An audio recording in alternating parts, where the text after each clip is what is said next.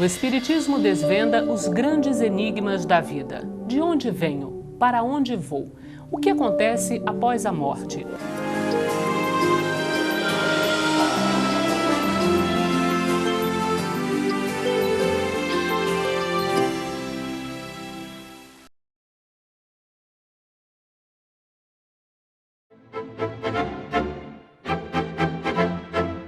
Começa agora o programa Transição, a visão espírita para um novo tempo. Hoje, para nossa alegria, mais uma vez conosco, Divaldo Franco. Como vai, Divaldo? Bem, graças a Deus. Que bom, Divaldo. Divaldo, hoje a gente gostaria que você abordasse um tema muito importante para todos os espíritas, sobre a mediunidade, mas a mediunidade com Jesus, Divaldo. Graças ao Espiritismo, a mediunidade abandonou toda a mística ancestral. O apóstolo Paulo, numa linda mensagem, tem a ocasião de dizer aos coríntios que há uma grande variedade de dons. Uns veem, mas o Espírito é o mesmo. Outros ouvem, mas o Espírito é o mesmo. Outros escrevem, outros profetizam, outros curam. E então ele fala dos carismas. Nós poderemos recorrer, por exemplo, ao profetismo, que está presente na Bíblia, desde Moisés no Sinai, recebendo por inspiração o Decálogo, esta notável ordem de leis, até os profetas, que mantinham contato com o mundo transcendental, ou irmos à intimidade dos santuários egípcios, ou santuários babilônios, caldeus, ou nos adentrarmos em Crotona, no grande templo de Pitágoras, que mandou escrever na entrada: a alma é uma chama velada. Quando lhe colocamos os santos olhos do amor, ela exuberante brilha. E quando descuidamos, ela fenece e morre. Então a mediunidade é este fenômeno que nos permite o contato com o mundo espiritual. E nós encontramos em todos os segmentos da sociedade. No entanto, a Allan Kardec coube a indeclinável tarefa de estudar a mediunidade sob o aspecto de ciência investigadora, para poder demonstrar se se trata de um dom, de uma concessão divina, de um privilégio, como algumas pessoas equivocadamente supõem, ou de uma faculdade perfeitamente orgânica, que está agora incluída na paranormalidade, por se tratar de veículo que permite a interferência de seres desencarnados, interexistente, como diz o professor Colano Pires, porque está em duas fases de vibrações, então a mediunidade se torna um fenômeno paranormal, o sexto sentido richeliano.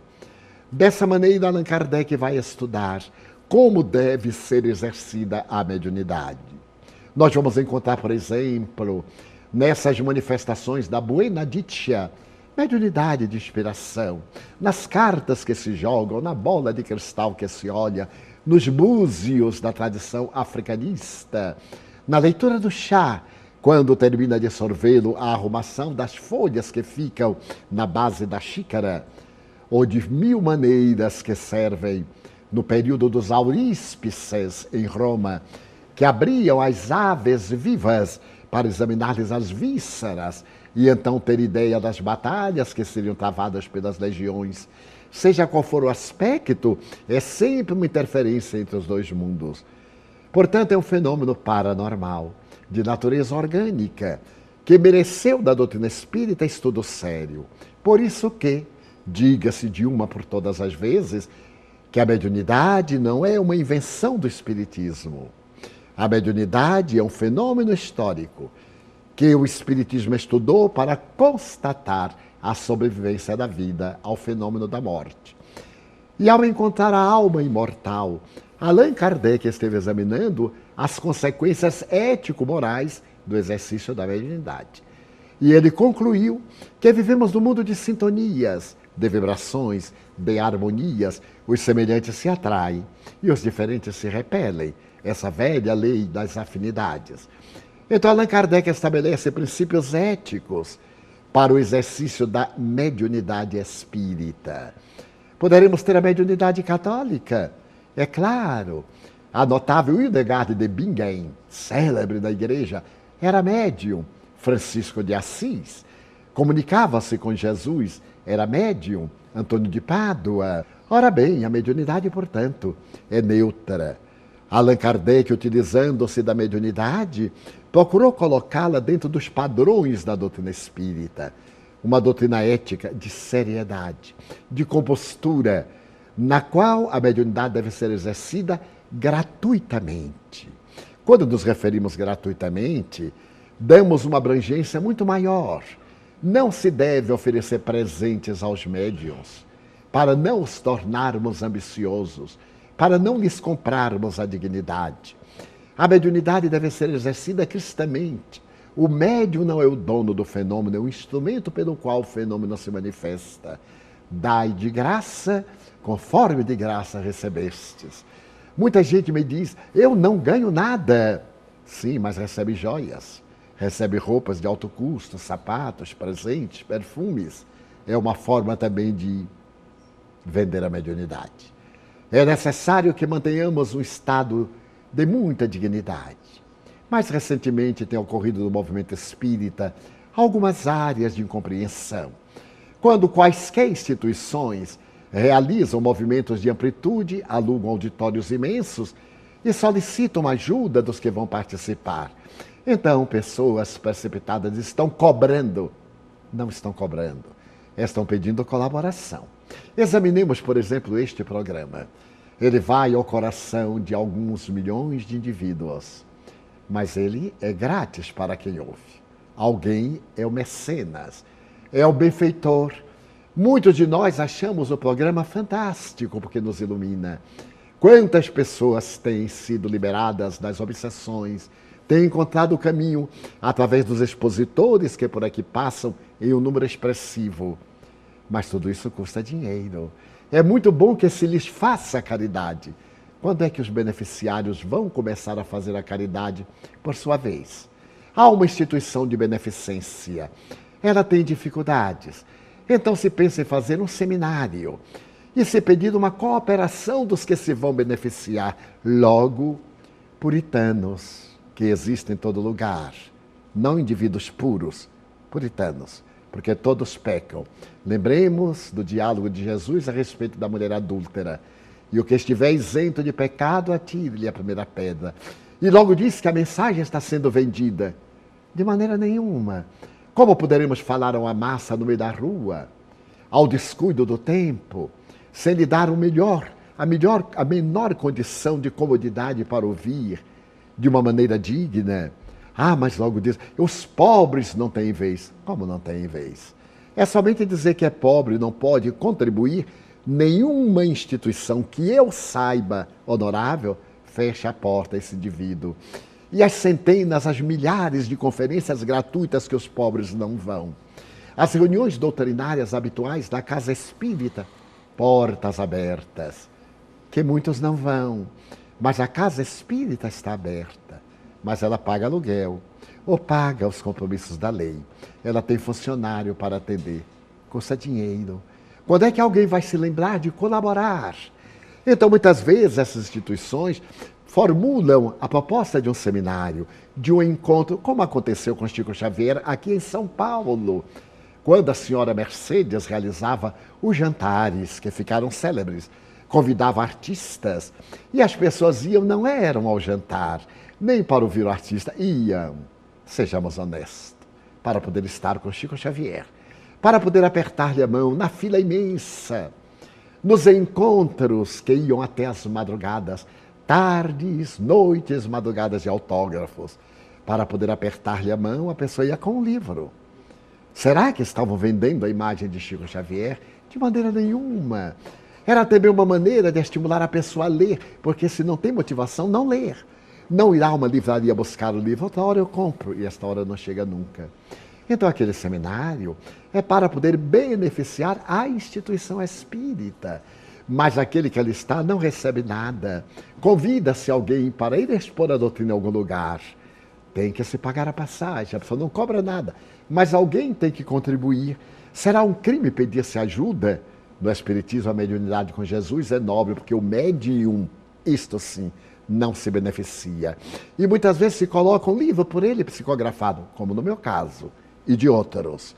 Porque muitas vezes o valor que se solicita é metade do preço da capa do livro. Então a pessoa vai assistir um seminário, comprando uma obra, digamos, de R$30, dá 15 para pagar as despesas, ganha 15 e ouve o seminário gratuitamente. Porque é essa gratuidade que o Evangelho recomenda, que o indivíduo não se beneficie. Então a mediunidade com Jesus é a entrega, são as noites indormidas, as lágrimas vertidas no silêncio, sem queixa, sem reclamação, a imensa alegria de servir, trabalhar, como no meu e nos casos de todos que se dedicam 35 anos ininterruptamente, para poder ter a dignidade de viver do suor e do salário da sua face e dedicar todas as horas extra, quando trabalhava, e as horas integrais, depois da aposentadoria, ao exercício da mediunidade. Então a mediunidade se transforma no veículo de bênçãos, que consola os desafortunados da terra e do além. Disse Allan Kardec, não se conhece o verdadeiro médium pelas comunicações de alto coturno que recebe, mas sim pela facilidade que tem de se comunicar. Então este é o bom médium. É aquele que nas sessões mediúnicas sérias são instrumento das almas atormentadas do além-túmulo, conforme está no livro Céu e o Inferno, de suicidas, de homicidas, de pessoas vítimas de tragédias do cotidiano, das vítimas da violência, das vítimas dos próprios desencantos, do terrorismo, das guerras, das calamidades, como as calamidades que periodicamente desabam sobre a terra. E o médium entrega-se-lhe. Eu me recordo que nos anos 80, frequentando, vez que outras reuniões mediúnicas que se realizavam na Casa Espírita da Prece, como também em Pedro Leopoldo na época, Chico Xavier, venerando pela idade, pela enfermidade e pela faculdade, e as reuniões de desobsessão, para ser veículo de espíritos infelizes, sofredores, enfermos, por intermédio de cuja faculdade eles recebiam a luz do discernimento e recuperavam-se, para que no fim uma entidade veneranda encerrasse os trabalhos dedicados inteiramente à prática da caridade. A mediunidade com Jesus, pois, é a mediunidade a serviço da caridade, a serviço do bem, da solidariedade, dos passes, em que nós damos a alma da água magnetizada, da psicoterapia, da boa palavra, das atividades de cura. E qual a reunião edificante que também não é de cura?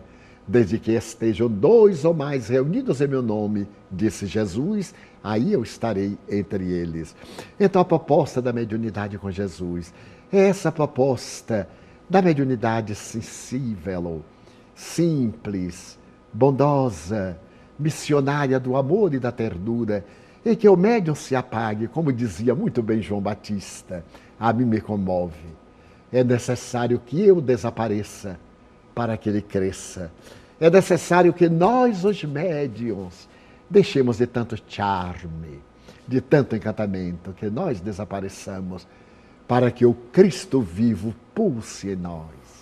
Fale pela nossa boca, haja pela nossa mão, sinta pelo nosso coração. Esta é a mediunidade com Jesus. É a mediunidade espírita, a mediunidade exercida no silêncio do centro espírita, que ninguém sabe e que pode ser comentada depois, naqueles momentos esfuziantes dos estudos dos fenômenos realizados, para que, ao termo da jornada, o médium possa dizer: glória a Cristo. Aqueles que vamos viver a vida eterna, te homenageamos e te saudamos, cantando o hino de exaltação e de glória à imortalidade. Deixamos aqui, exarado neste ano do Sesc Centenário de comemoração do Livro dos Médiuns, este apelo aos médiuns espíritas: amor, porque fora da caridade não há salvação. Divaldo, nossos agradecimentos a você. Até o nosso próximo Transição.